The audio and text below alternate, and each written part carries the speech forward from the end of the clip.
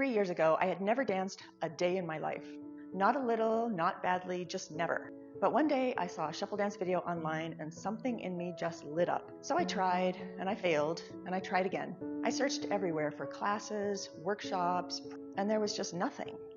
And I remember thinking, how could something so joyful be so hard to access? So like a lot of people, I tried to teach myself from tutorials.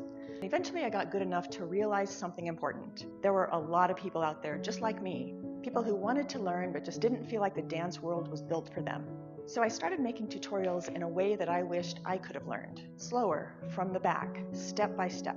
And that's really how Midlife Shuffle was born. What started as me struggling alone in a spare bedroom has turned into live classes and workshops and retreats, and this incredible community of people learning how to shuffle dance together. So if you've ever watched shuffle dancing and thought, I wish I could do that, you don't have to start alone like I did.